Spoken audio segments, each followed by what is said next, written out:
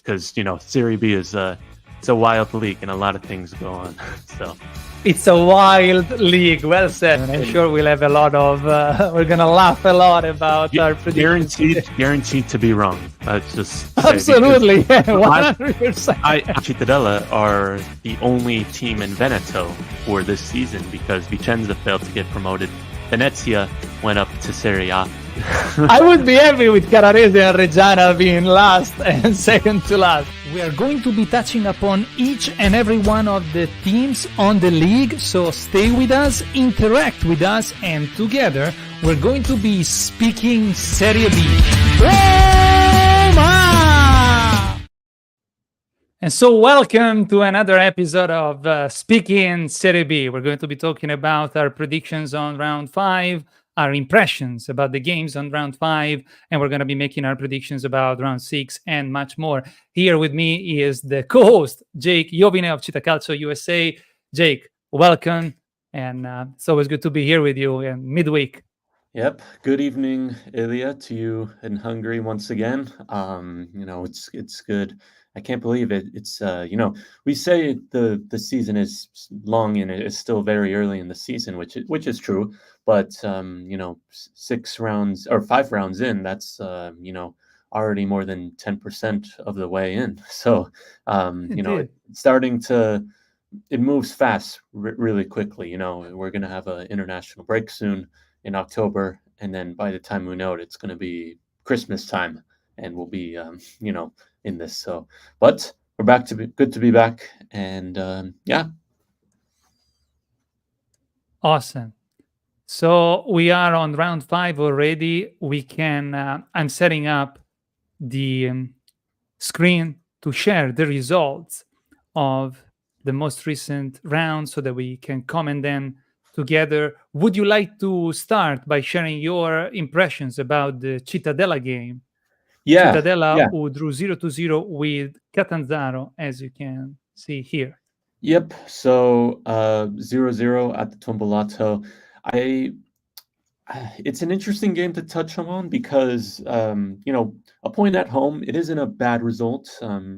Especially against Catanzaro, who hasn't started the season greatly, but they're still there. They're still they played a lot like we expected them. Even Guarini said after and before the game that we expected them to possess the ball. They like to have possession. They very similar under Vivarini last year with Catanzaro, but this time with Caserta. Catanzaro did have a lot of the ball, but I think Cittadella had the better of chances. And I actually talked a little bit with Antonio from Lotta con i Lupi because he was at the game, and he said in his opinion that it was 2 points dropped for Cittadella, just given that the amount of chances. They even hit the crossbar on one of the chances. So it's interesting because yes, I do think Cittadella could have won this game, but at the same time, I think Catanzaro also had chances to win. They even got a goal called back for a foul. It was Pitarello, the ex-Cittadella guy, that scored. But yes, I think a draw is a fair result. That's what Guarini said after the game. So I think they just got to take it, and all eyes on Mantova this upcoming weekend, let's say. Yes, we'll talk about the round of the next game as we move on with today's episode. And Catanzaro is doing an interesting championship. It's not the Catanzaro from last season, but still it's a tough reality to face. Although, yes, listening to you and looking at the stats, they might have had more ball possession, but you definitely made many more shots. So probably unluck played a little bit. I don't like to talk about luck and unluck, but I will say it's part of the game. The opening 20 minutes, I think, that was probably Cittadella's best moment because the high press really caused Catanzaro a lot of trouble. A lot of their defenders, goalkeeper Pigliacelli was giving the ball away, kicking it out of bounds. So they really strangled the high press, and I think just after a while they kind of ran out of steam a little bit just to continue that. And they didn't create as much in the second half. Still, like I said, it's another draw. Still no home victory since January, so that still continues. That is now the 6th straight draw at home for 𝐶ittadella. The last time, interestingly, the last time they lost a game, I was actually there. I was at the game. So don't go back just yet. So maybe like I did bring a bit of good luck because that was, they stopped losing after I came. So, how about that? But still no victory. And I'm going to keep on saying that until 𝐶ittadella do get that home victory. Indeed. It's a matter of time. It's a matter of time. Anyhow, since we do invite the participation of the people that are watching us now and in the future, even through comments while we are no longer live, I would like to say hello tonight to Nicolas Straziota, who has been one of the protagonists of our previous episode with all his comments, who writes, "Good afternoon, Elia," and saying hello to Valentino Corias as well, who writes, "Ciao, Elia. It's awesome to have you here, guys, and being part of our live and help us with the creation of this content while talking about one of our passions." So since I would like to talk a bit more about the other games before giving my opinion about the Spezia game, I would like to briefly touch upon the other games of round 5 of the Serie B season. Cesena-Modena was the game played on Friday, and it has been characterized by 2 ex-Spezia players, because Simone Bastoni, who's from Spezia and used to play in Spezia as well, scored the equalizer at the 39th minute. Then Cesena, through a penalty, gained the lead again, and Giovanni Zarro then scored the equalizer again, which set the result to be a draw between Cesena and Modena, 2-2. And Mattia Caldara, yet another ex-Aquilotto, was expelled at the 65th minute. I don't know if you watched the game closely, if you have anything to share about it, Jake. I was not able to watch this game, so nothing for me to really say other than it looked like an exciting game. Friday night under the lights. Apparently, it was a local derby. I didn't even realize that these two teams. Right, me neither. Rivals. Right, good point. So yeah, but 2-2 looked like a good game. Indeed. So the other game, most of the games that played on Saturday were Bari-Mantova. Bari that finally is back with a win in his own. Was it the first time that they won in Bari this season, Jake? In all of the season, really. That was their first win of the season, 2-0 against Mantova. All right. So Nunzio Lella scored the first goal, and then Valerio Mantovani at the 89th minute. Mantovani, like it has his last name kind of. It has Mantova in it. Wow. Indeed, exactly. Mantovani scored against Mantova after the Mantova lost a player, Simone Trimboli, at the 81st minute. Then Juve Stabia folds in the first game of the season in their own stadium after playing all the home games in Piacenza, if I'm not mistaken. Yes. The first game in Castellammare di Stabia was against Palermo, and Palermo definitely won the game 3-1. I don't know if you have anything to share about the game. Yeah. So, I mean, I didn't watch this game, obviously, because 𝐶ittadella were playing at the same time. But from what I heard, I think Juve Stabia actually played a really good game and were unlucky not to, at least get a draw. I think Palermo were just very clinical in their attack.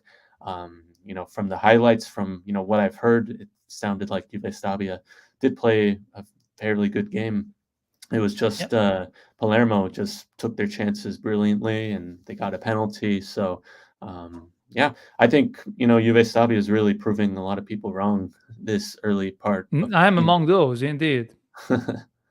Yeah, look at that possession. Yeah, because in our predictions, I didn't give them much credit. Instead, confirming your opinion about it. Possession 69% for Juve Stabia, 14 shots of which 5 on target. But then Palermo took only 8 shots, 6 on target, and basically 2 became goals, not counting the third since it was a penalty. But yeah, Palermo gained the lead, then doubled the lead with Henry, and Andrea Adorante tried to keep the hopes alive for Juve Stabia, but then the penalty at the 79th minute gave the away win to Palermo. And the next game of the 5th round was Cittadella Catanzaro, which we touched upon in the beginning, thanks to your insight about it. Then Brescia Frosinone that's really struggling, and I heard that Vivarini is being talked about. So I don't know if his bench is already at risk. What do you say? Well, yeah, this was well, once again, it was on Saturday, so wasn't able to catch any of it. But I had the notifications on for all games, so I just in the first half it was 3-0 to Brescia. I just kept seeing like goal Brescia, like on the foot mob notifications. So I was like, wow, Frosinone. Yeah, I think this is a red alert for them because this is not a ideal start to the season. Them along with Sampdoria, the only teams without a win. And yeah, this is very concerning if you're a Frosinone fan. You know, I haven't seen a lot of their games, so I can't really tell you what's exactly wrong. But maybe I'm hypothesizing a little bit, but maybe this is a similar situation to Spezia, where they had a lot of players that don't believe in the project of going back up or fighting for promotion. So it'll be like a similar season to Spezia of last season, just recently relegated. And yeah, we'll see what happens in the future.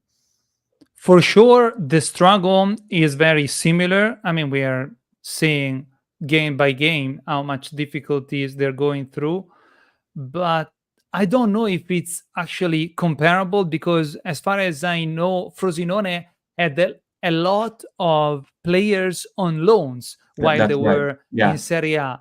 So I don't know if a lot of the players that were on loan last season remained with the team. I doubt it, but I don't know. So I can't judge the situation. The big name 𝐏𝐸 was on loan, but now he is at Roma. So, but yeah, you are right. A lot of players were on loan that were in their Serie A squad. But let's not take away anything from Brescia. I think they have a really strong team. Very good point. You know, they have a very good team. I fully expect them to be up there in playoffs. So definitely not a team to take lightly, Brescia. Indeed.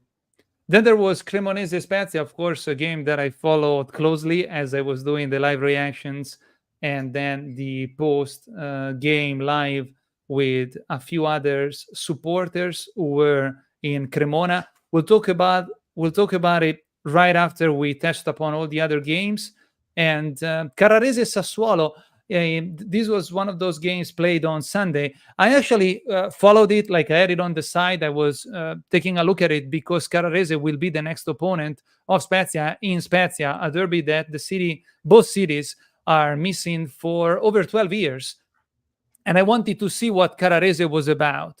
I'm not surprised that Sassuolo won, but I saw very little Carrarese. Like they were just waiting for Sassuolo to do their own thing and try to counterattack. And if you let Sassuolo play, it's just gonna knock you out as they did. Although my my prediction was in favor of Carrarese. Yeah, I'm not surprised that Sassuolo was able to win the game. I don't know if you followed it or if you have any comment on it. No, I mean, I saw the highlights. You know, Sassuolo did have a lot of the chances, but they only got their second insurance goal in the 94th minute through Thorsvedt. So, yeah, but... Yeah, the first half finished 0-0, so Carrarese was holding up. Yes, 77th minute, that's when Sassuolo got the breakthrough. So, and by the way, sorry if I interrupt you, Samuele Mulattieri is a guy from Spezia, was born in Spezia and grew up in the youth team of Spezia Calcio. So he's one of ours. And it's poetry that he was the one to score against Carrarese the week before the derby. That's great. Yeah, we'll talk about the derby in a few, but yeah, I can't wait for that. Then the next game was Reggiana Südtirol. And yeah, I haven't watched it. I don't know much about it. Kind of disappointing for Reggiana. I heard Roberto Tegoni's opinion about it. Roberto Tegoni is a journalist from Reggio Emilia. He works for Tutto Reggiana, and he was saying that this was clearly a game to, a direct opponent. He considers Südtirol, although he started very well this season, as the direct opponent to avoid relegation, and they lost a crucial game for their season. That's what he was saying. But I haven't seen it. I'm looking at the stats here with you for the first time. So it looks like, Reggiana had dominance during the game. 21 shots, 6 on targets, and 60% of possession. But Südtirol, as you would say, was more clinical. And yeah, better that's what, realization. Possession can't tell the whole story, because if you look at the Cittadella game, Catanzaro had way more possession, but it was Cittadella who had the better opportunities, in my opinion. Obviously, Catanzaro actually had decent opportunities as well, but Reggiana's home form is still struggling. As you if you recall, they only had 2 wins all of last year at the Mappe Stadium. I'm gonna just confirm that, but it was not a good home record. No, yeah, only 3 home wins out of 19 last season. So definitely still struggling at home for whatever reason, because they had 7 on the road last year. So I have no idea why they struggle so much when it should. Yeah, El Fattore Campo is not on their side. No, not at all. But Südtirol, yeah, impressive away win. Indeed. And then we had Cosenza Sampdoria 2-1. I am really happy for Alvini, and I'm happy for the Wolves, who defeated Sampdoria, which is a team that's really, really struggling this season. I did not see this coming. It's kind of a mini Derby della Lanterna, because obviously Cosenza are friends with Genoa fans. They have a good bond relationship. So really, it was a win for Cosenza and a win for Genoa in this case. Indeed. Yeah, so Sampdoria, another team like Frosinone, just really bad. They're last place, Sampdoria. So, who knows? Who knows? It's very, very interesting. I don't know if Tutino played in this game, but let's check. Let's see. I heard he was. The lineups was the following. Coda was. I don't know if he was starting, because no, he didn't even get not even. I don't know if he can, because I think he's still on loan from Cosenza, so I don't know if he can't. There's a clause where he can't play against. Okay, it might be that he can't play against them. That's a valid point. I don't know. Yeah, it wasn't even among the players that got called to the game. That could be the reason, but yeah, Sampdoria still struggling. Then the last game here, Salernitana Pisa. This was this was also on Sunday, but the games kicked off quite late because they had VAR difficulties, technology issues. So even after the games, the slate of games ended, this game was still going on, and Pisa still continuing their form and really impressive under Pippo Inzaghi. Did you watch this game? Yes, I had it by the side while I was doing other things, and I was hoping that Salernitana, I sympathize for Salernitana. There are several teams in Serie B that I like. Of course, I don't root for them where they're playing with Spezia, but I sympathize for them in other games. And as a Spezia fan, Pisa is a team where. Yeah, that too. But I became not very close friend, but I really like Gabriele Bianchi from Punto Radio, who's a journalist that I had the possibility to interact with and meet in person in Pisa before the first game of the season. So I don't despise Pisa or Pisani. So I understand about the rivalry between the two fan base, the two fan groups, but I don't mind them. I don't mind. Honestly, this season they have a very good team. They got some good players. Filippo Inzaghi knows the category like probably no other coach. See what he did with Benevento, and probably this is what it's gonna do this year with Pisa. I don't know what to tell you, because they are the sole leader of the table, right now. So, but again, I thought that it would have been a more open game, but at the end, right before the end of the first half, Daniele Verde, who was trying to help the teammates in a defensive play, kicked, actually, step on foot in the middle of the area and caused the penalty that gave the lead to Pisa again, right at the end of the first half. And that's what I think compromised the rest of the game, because just like with Spezia, we were leading in Pisa and they scored a few seconds, the equalizer, a few seconds before the end of the first half. I don't remember if it was the equalizer or just the goal. We were leading already by 2 goals, and it was the goal that brought them closer, that kept them alive, and that changed the mentality of the players, allowed them to stay in the game, and that's what happened in Salerno. You can't count them out. They're a great team, good players, well set up by the coach, and probably they're going to be among the protagonists of this season. So good for them, but I'm sorry for Daniele Verde that compromised trying to help.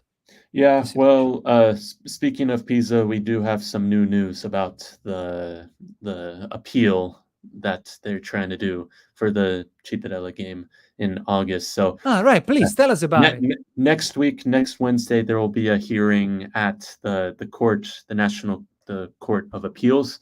So, another appeal. Pisa is really determined to get these 2 extra points, the win on the Tavolino, as they say.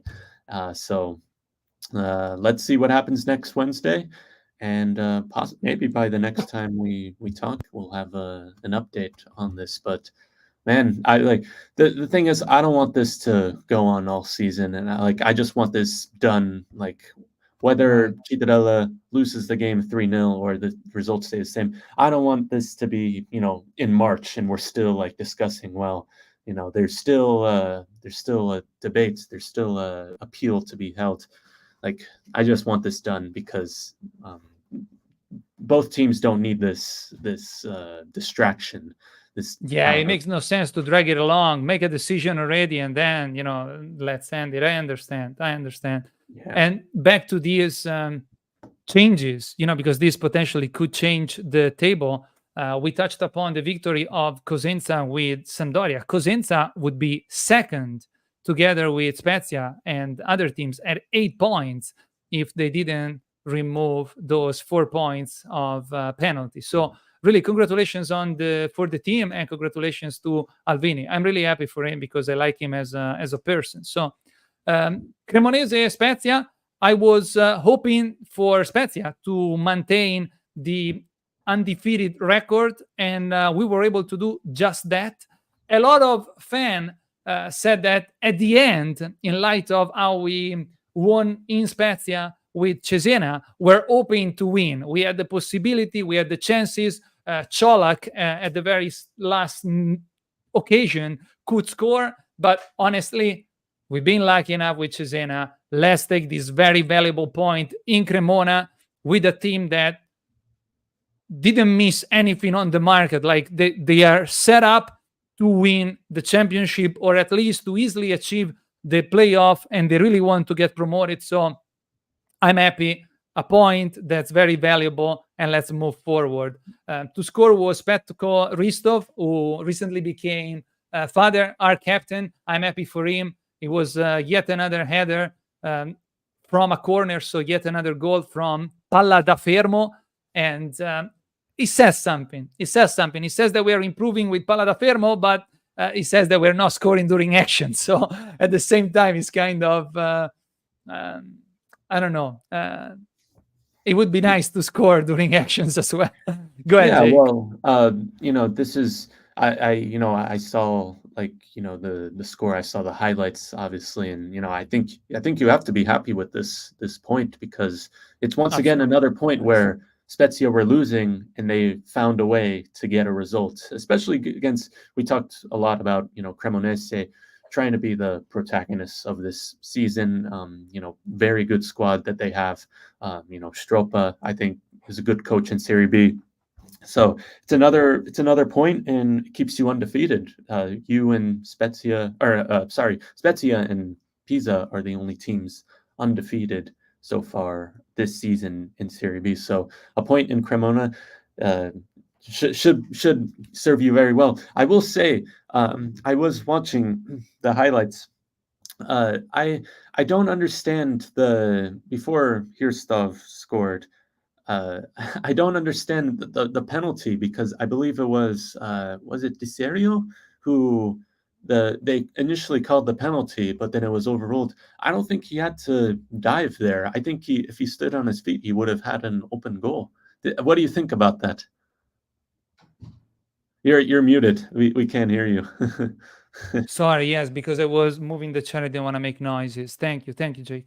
So as I was watching the game live, I was certain that it was a penalty, because the Serie was launched toward the goal. He was able to get away from the pressure of a defensive player, but then he was so probably launched, so hurried toward the goalkeeper, and the goalkeeper was the MVP, like the best player of the game, hands down. Everybody said it.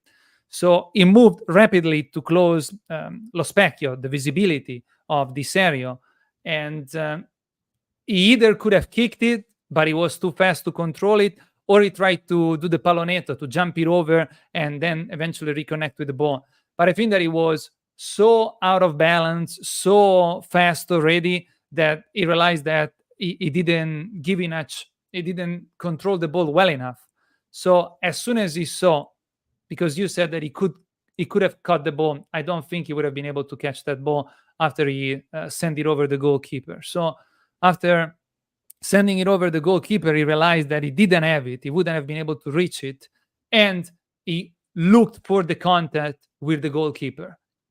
The contact was there, but it was by 𝐷𝐸𝐸 to the goalkeeper, not from the goalkeeper against 𝐷𝐸𝐸. So as we were watching it live, everybody was certain that it was the right call by the referee. It was a certain penalty. Then they called into the VAR, rightfully so, and through the images, you could tell that there was no penalty. 𝐷𝐸𝐸 looked for the contact, and there was no fault.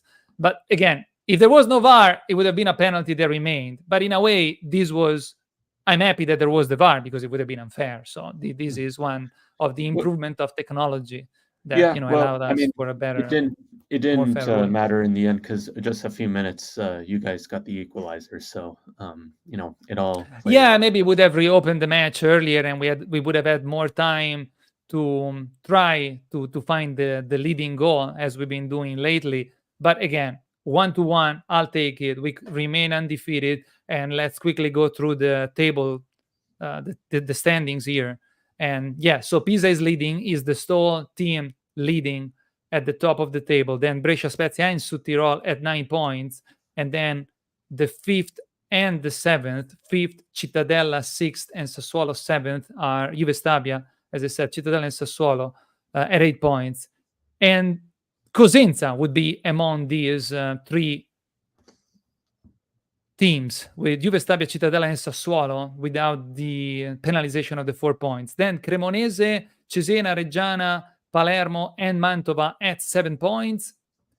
Catanzaro at 6, Modena and Bari at 5, Cosenza with 4 points, Carrarese and Frosinone with 3 points, and the last and sole team at the end of the table is Sampdoria, with only 2 points, 2 draws, and 3 losses.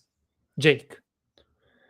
Yeah, it's I think the table is still very tight, but you could kind of see the next match is Pisa against Brescia. That's going to be a huge game. If Pisa could win that game, they're going to really put themselves a few more points clear. and they'll really look like a strong team for promotion. We kind of talked about Sampdoria, Frosinone at the bottom. Carrarese, 1 win, 4 losses. I think people expected them to be down in the relegation, and but yeah, Cittadella is still in sixth place. You got to be happy with that. Even with the draw. So yeah, let's move on to the next round. That's the Serie B for you. Indeed. This is Luca Moleta, who's following the live. Hi, Luca. Thank you for being here. And he says, hi, Elia and Jake, and Forza Cittadella. Awesome. Thank you for being here. I don't know if this is somebody who Jake. Luca, great friend. He was hosting me while I was during my trip to Cittadella last March. So great guy, and he's a season ticket holder, so he's always there. He's always updating me on nice. Definitely what the ultra group is doing, or the Rabaltai, which is the main ultra group. He's usually there, so I'm very up to date when it comes to that. So thank you, Luca. Awesome. Thank you for being here, Luca, and actively participating to the live. So how about we go through the analysis of our predictions on round 5, and then we move on to the games of the next round. Perfect. I'm about to share the screen with you, and I'll let you lead this part. Please, Jake. Okay, so we already went through the results, but starting with Cesena and Modena, you said a draw, and I said a Cesena win. So you're off to a good start. 1 for you. I started strong even last week, and then I scored only the first 3 points. That's true.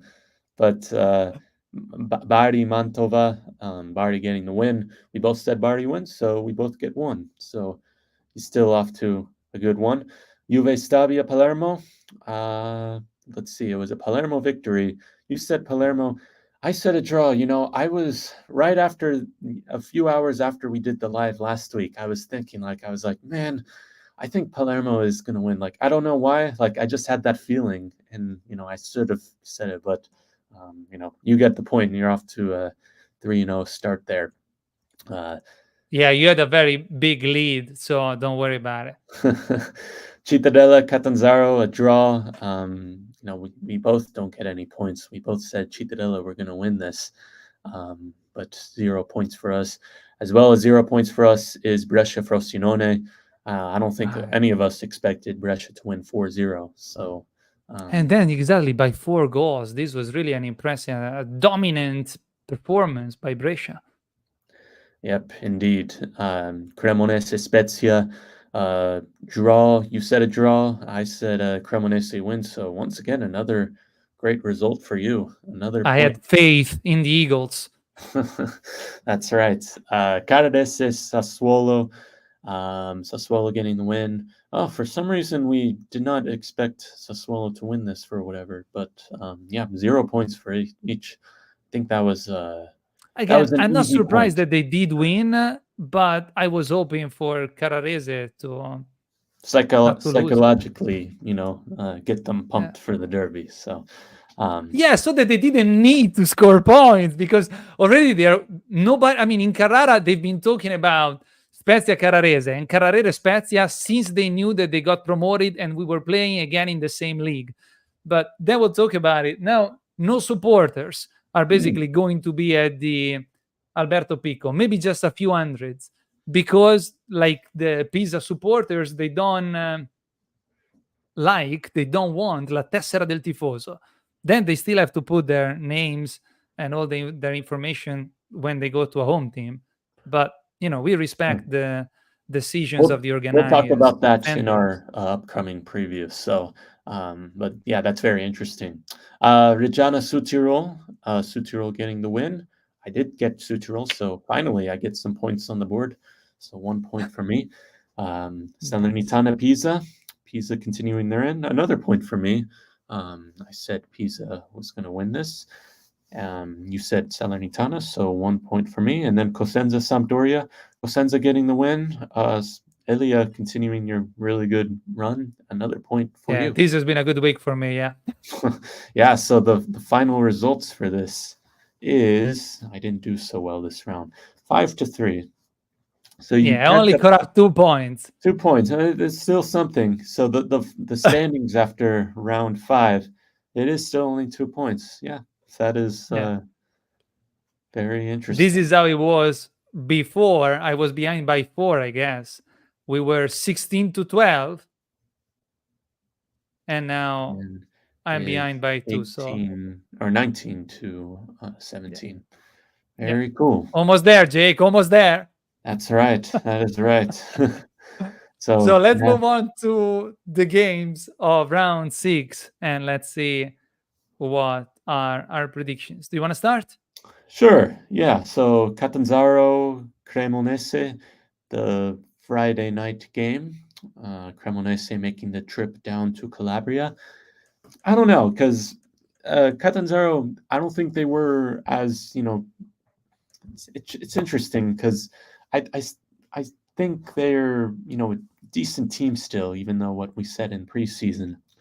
So I don't know. This is interesting. I'm going to say X just because, long trip. It's a Friday night, so really anything could happen. I think Cremonese is still trying to find their form, so a tie, I think, is right. All right, a tie for you. So as far as I'm concerned, I honestly believe that Cremonese, if they want to get their things together, they only have 7 points, 2 losses, 2 wins, 1 draw. At the 8th place, they have to win this game. Maybe taking advantage of Catanzaro not being at the top of their game just yet. I think that your prediction is fair enough. I could see a draw happening, but just to put something different, and because I do think that they have better chances than Catanzaro to win, that Cremonese has better chances to win, I'm going to say 2. Okay, that's fair.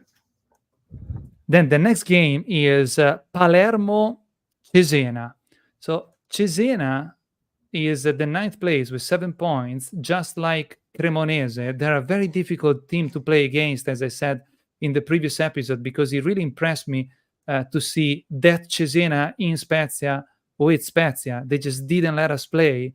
And they're coming from the draw with Modena in the derby, as you mentioned. So we should have some doppie, when you say more than one result, but, we don't want to do it that way. So Palermo-Cesena, Palermo just won. They have to come back up. I'm going to say X. So X. a draw between these two. Yeah, Mignani coming back to Palermo where he worked for a little bit of the second part of the season. I'm going to say Palermo on this. I think so. I think,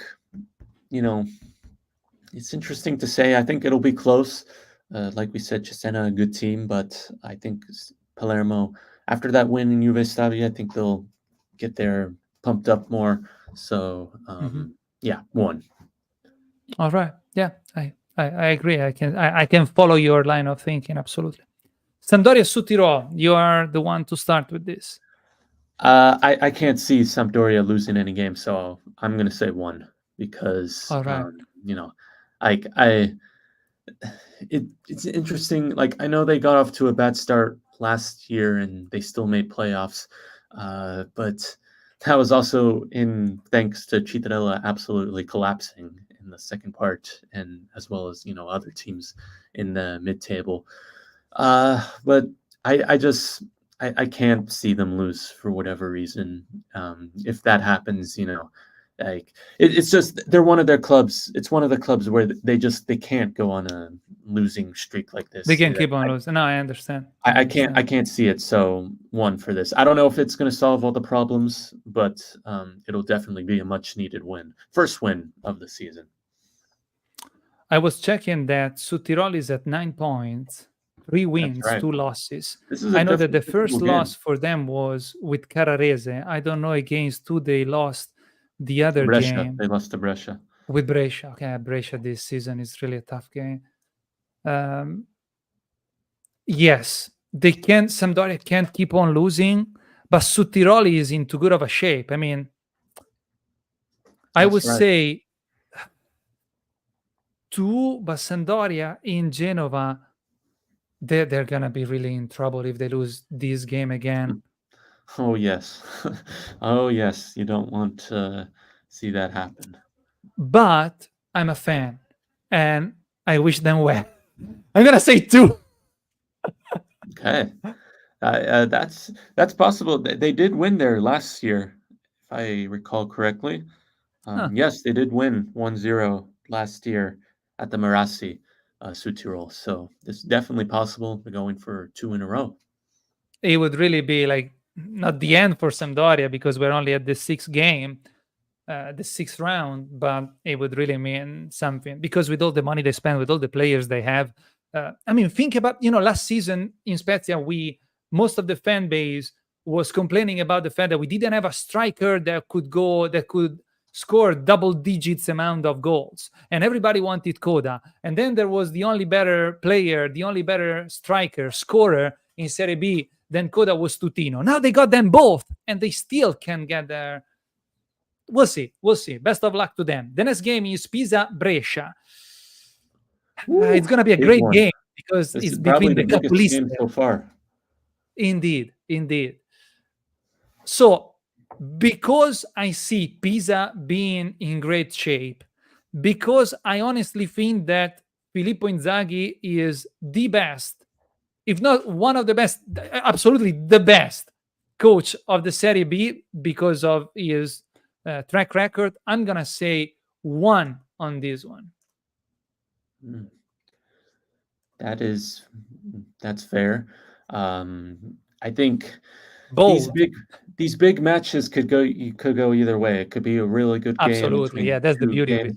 Or it could just be a partitaccia. Is that how you say? Like yes.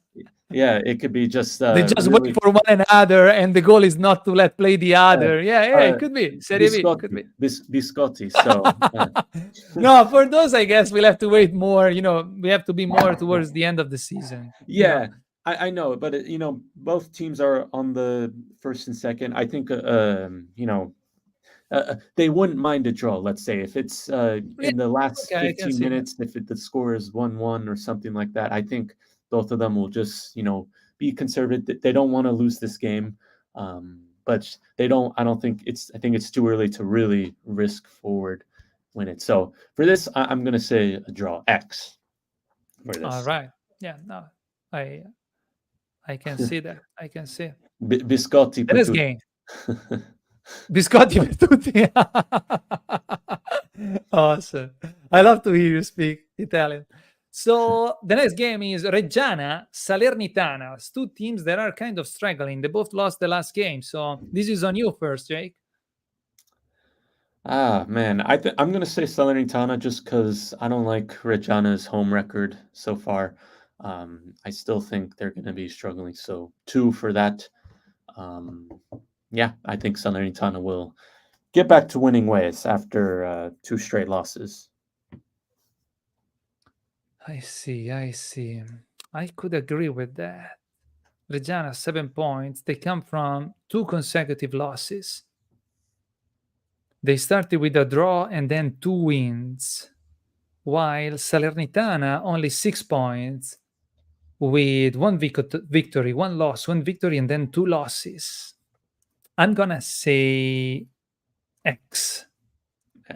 For kind of similar reasons to those that you mentioned with Pisa-Brescia, that they're gonna go for it each team, but then they might decide that if they are close to a draw and 15 minutes are left to play, they might not want to hurt each other too much. I don't know. Yeah.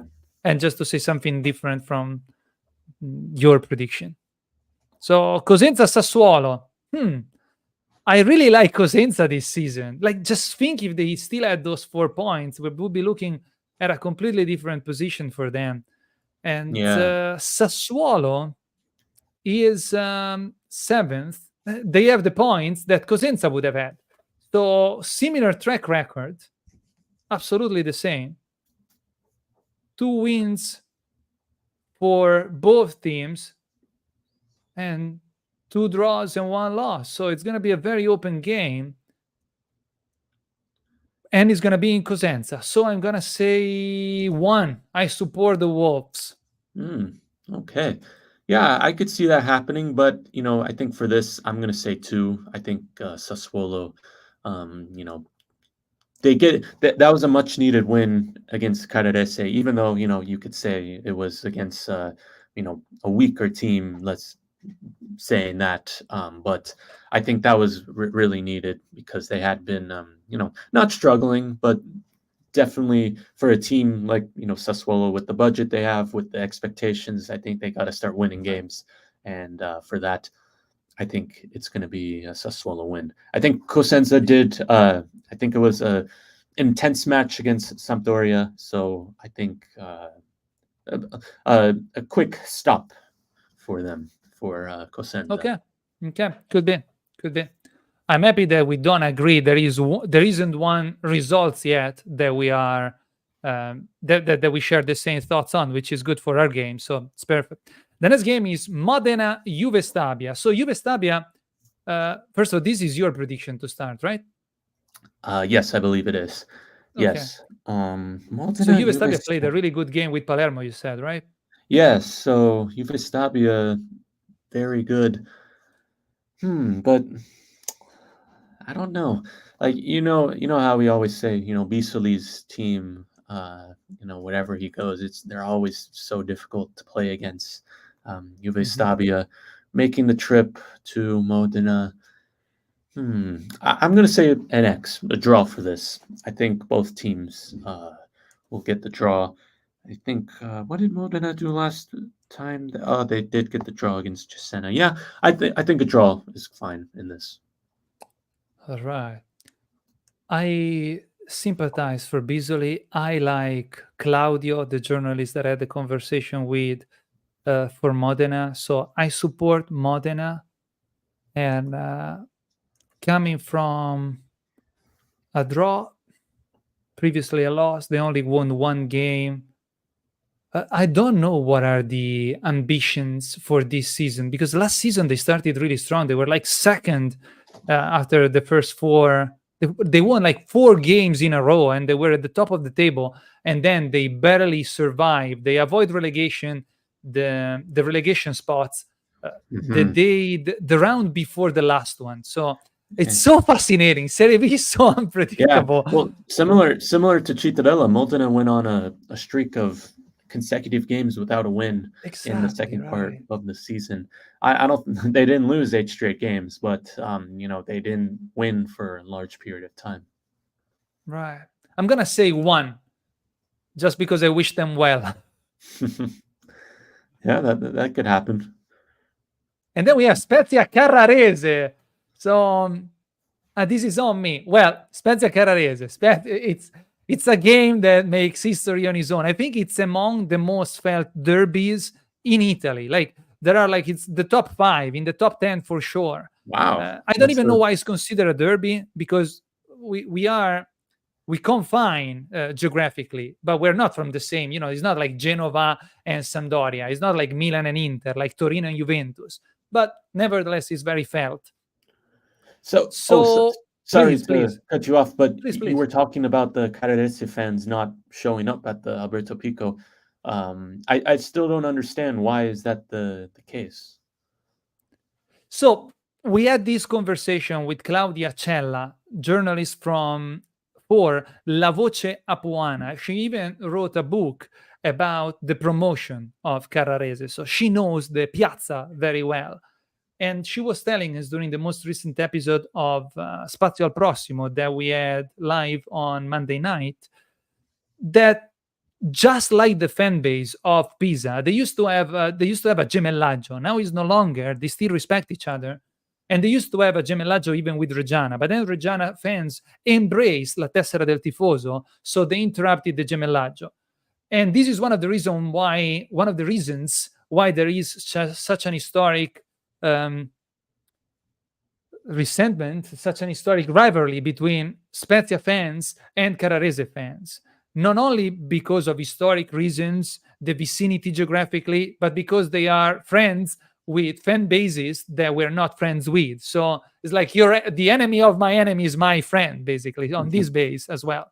But anyhow, since Carrarese, just like the Pisa fan base, did not embrace, do not like, they don't want to bend down to the rules of La Tessera del Tifoso, they are not allowed to go in some away games, since this is considered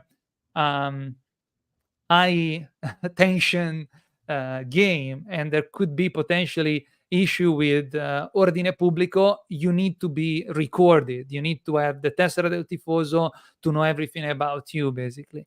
The organized fan base did not do that, so they're not allowed to come. There are theories that they're going to come anyway, but if they come anyway, it's just to mess around and have fights outside the stadium. So I hope that they don't come for this reason. So that's all. Yeah, I mean, so I'm not like super familiar with this. So it's a card, right? Like the del tifoso. It's what a is? card. So in the tessera del tifoso, it's like it becomes basically almost like the social security. They know everything that there is to know about you. Reason being that if they see that you were there and through the recordings or they have information about you, they can come after you. They can imprison you, basically. It is to prevent crime. It is basically, man, we know everything about you. We got you by the balls. Behave or we're going to come after you. And people just don't want to give their private informations. They don't want to be recorded. There are a lot of these fans that they go with, passamontagna. They cover their face. They don't want to be recognized. Well, those times are gone. Now you're not going to be able to do that anymore. If you're just coming to beat somebody up, they prevent you from that. And it's fair in a way. Okay, well, that's thanks for that little, that information about it. I think definitely you don't want to see any violence or anything like that. But Absolutely. At the same time, from a neutral point of view, you want to see in a rivalry both sets of fans, there exactly singing their hearts out, with the flags, with the banners. So not having that is a shame. But you said there will be some Carrarese fans, maybe not the hardcore as. Yeah, by doing this, they are preventing bad consequences, but they are taking away a way of living this passion. Right or wrong, I'm not here to judge it. I'm just here to say it as it is. So, through Tessera del Tifoso, you have to give your codice fiscale. And the codice fiscale is the social security. So once that they got that, they know everything. That even if you missed like to pay some electric bill, for example, you know what I mean? So they really know everything. And I remember briefly, just an anecdote. Growing up, when I was going to one of these games, Spezia Carrarese, with my father, we used to be late with my father to the stadium. And they were leading down the Carrarese fans from the train station. Now you can't even, there were treni speciali. Like there were trains specially organized. Like the run of that train was solely done for the supporters. Now they don't even allow you to do special trains anymore. So they basically, there were so many cops, la Celere, le forze dell'ordine, like it's a special team, like special forces. They squared in all these hundreds of Carrarese fans. They filled up all the Curva Piscina back then, which was the sector exclusively for supporters. Now they only have a section of that. Well, they imagine, the square that the Roman Empire, that the Roman soldiers used to make. So all the cops were squaring them, the perimeter around these supporters. They had them wear blue casacche, like they were wearing something blue to make sure that all the people that were coming out of those trains were easily recognizable should they try to go around the city. And they were just channeling them down from the train station to the stadium to prevent them to cause any issue in the city. Now they don't need to do this anymore because they can track you to the letter, and unless people don't want them to track them and they don't just show up. But that's how serious it was. It was like there was an army set up for these events. Like it was really Wow. bad. Wow. Yeah. Anyhow. Wow. Yeah. Back That's to our definitely. because if you are away or if you just started to follow Serie B for a couple of years or less than a decade, like in the 90s, these fan bases were just getting together. They were meeting in the autostrada just to get into fights. Ultras life, it's based on this, like chains, knife, rocks. They were meeting at the train station at the next stop where there was no surveillance just to throw rocks at each other. It's craziness, if you're asking me. Wow. But it That's is what it crazy. is. Anyhow, back to our predictions, because otherwise we're going back into the rabbit hole and I'll keep you here all evening. But I'm glad you asked. Yeah. Well, thank you for that information. I believe it's your turn to. Yes. So give it. Spezia arrives to this derby that missed for 12 years as an undefeated team. But we got to keep in mind that derby is a game on its own. Like Carrarese fans have been talking about nothing else since they got promoted. So I'm sure that they pumped the players up. It's a game that deserves a tripla. Like it could be any result, 1x2, because it doesn't matter how far away the two teams they are in the board. However, Spezia should have a better squad, better players. So I'm gonna go with a strong 1 for many reasons, but anything could happen during this game. So yeah, for me, it's 1. Okay. Yeah, like you said, it's a derby match, so really any stats, any pregame stuff kind of goes out the window. Absolutely, yes. And this is going to be an emotional game. It's going to be, a lot of tensions, a lot of actions. But with that being said, I do think Spezia are the better team, at least on paper. And with their home crowd, with the limited Carrarese fans, I think it'll be too much for them. So I'm going to say 1 as well for Spezia. Awesome. Thank you for your support, Jake. Well, it's my opinion, but let's just hope for a good game. No fights between the two fans. Just want a good game. It's going to be on a Sunday, so I assume, I don't know, maybe you could tell me, but the whole city will be shut down in La Spezia on this game. All eyes on this. Curva Ferrovia tickets went sold the same day that they opened the ticketing. We have like 900 spots left, so already over 10,000 Spezzini are going to be in the Alberto Pico. Let's put it this way. Alberto Pico will not allow the Eagles to lose this game. That's true. That is true. I mean, they've been playing well at the stadium ever since that game against Venezia, or even before that last year. But yeah, I think Spezia do have the advantage here. And yeah, I think, the Carrarese fans were already, doing insults at the Spezia fans after the game against Sassuolo. They've been doing that all season. At every game, they chant something against Spezia. So that's what they've been waiting for. It's unbelievable. Anyhow, I was the one to predict Spezia Carrarese first. Next game is Mantova Cittadella. You are up. You are the first to predict the result of your own team. Yes, I haven't actually done much research yet on this matchup. Funny thing is that Mantova is the closest team geographically to Cittadella this season. As you know, Cittadella, the only team from Veneto this season representing in Serie B. So Mantova is actually the closest game.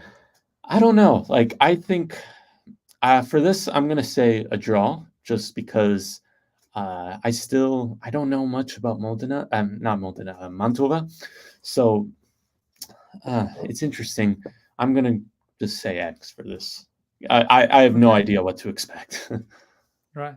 So since they are so close, are you expecting a lot of Cittadella fans to follow the game, to follow the team abroad in Mantova? I do expect. I mean, it's not like a 40-50 minute drive. It's more than an hour by car, at least. So it's not like you're going to Venezia or Vicenza from Cittadella. But I did see that one of the fan clubs, South Granata Club, are organizing an away trip for Cittadella fans. Not a little casual, not the hardcore ultra group, but they're Right. a separate. But they are organizing a trip, so a lot of fans will The be. ultras are always present anyway. At least the core The of the ultras group. will be there. So I expect maybe 200 Cittadella fans, which is a lot for a team like Cittadella. So I think it'll be a good presentation. Also, it is a Sunday, so it's most people are off work and off school or whatever, so it'll be good. So I was listening to you earlier about Cittadella and Catanzaro. You said that Cittadella really deserved the win. It ended up with a draw. Mantova is a newly promoted team. Is doing well. Like Cesena is not an easy team to play against, but I wish you guys well, and I'm going to say two. Go Cittadella. Wow. Go Cittadella. I thank you for that. That's going to be interesting. That would be the third win on the road this year, and we're only 6 games in. That would be 3/4 of the away wins they had entirety of last season. I believe. I have confidence in you guys. Okay, well, thank you. So the last game of round 6 will be Frosinone-Bari. 2 teams that are struggling, but Bari finally reached the first victory of the season. Let's see the standings. We got Bari 16th place with 5 points. Frosinone 19th, basically only ahead of Sampdoria with 3 points, 3 draws and 2 losses. Bari 2 losses, 2 draws and 1 victory. I'm gonna say X. That's with fair. 2, as Buffon says, 2 feriti e nessun morto, like 2 injured and nobody died. Yeah.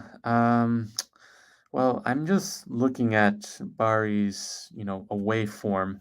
They have not won a Serie B away match in regular season, so excluding the play-out game against Ternana, they have not won an away game in the regular season since October 29th, 2023. That was a 2-1 away win against Brescia. So it's been a very, very long time since they've won a game on the road.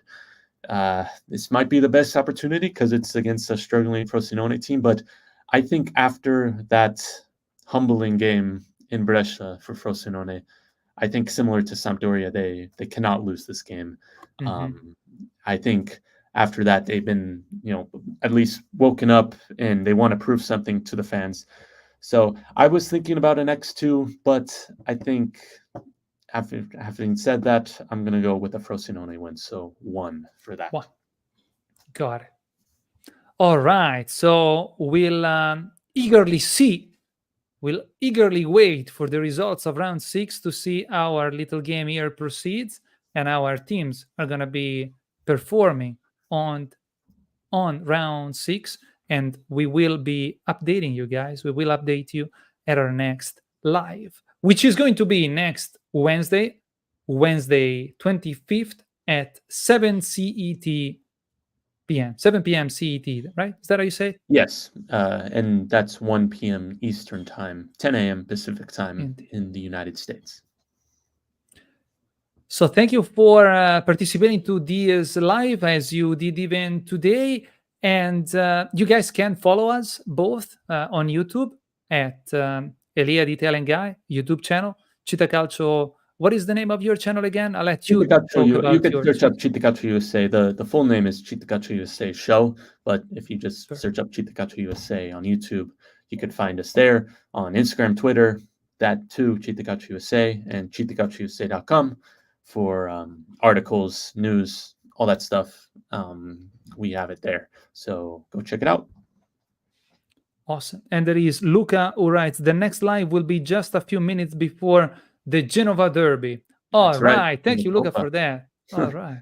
Let me see. Actually, Jake, when is your next podcast, your next episode of your podcast coming out? I don't have a set date for that. It's not I don't have it live. it's very hard to get it on live, and I just sometimes just prefer to record it and then send it. But it will definitely be before this weekend, so that'll be previewing the Mantova game and also going a little deeper into the Catanzaro match last weekend. Awesome, perfect. So as far as I'm concerned, as I said, Elia the Italian Guy on YouTube. We do encourage you to subscribe to our channels if you'd like to support this kind of content. Thank you very much.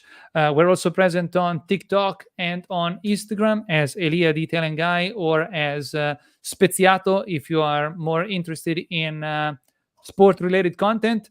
Thank you, guys. Thank you, Luca. Thank you, Valentino. And thank you, Nicholas. Good evening for being part of this live. And we'll see you on the next one. If you guys allow me, I will leave you with this short clip of one of the most recent videos now present, now public on our channel, which is the presentation of one of the book, the 23rd book written by Armando Napoletano. The introduction to the book was made by Ruud Krol, which was a great historical player of the Netherlands team, the Arancia Meccanica. And this is the promo to the video that introduces the book written by Armando Napoletano and Roberto Pennino. Thank you all, and we'll see you next week on Wednesday at 7 p.m. Thank you, Jake. Thank you. Thank you. Good luck this week against 𝐏𝐫𝐸, and we'll see you next week speaking Serie B.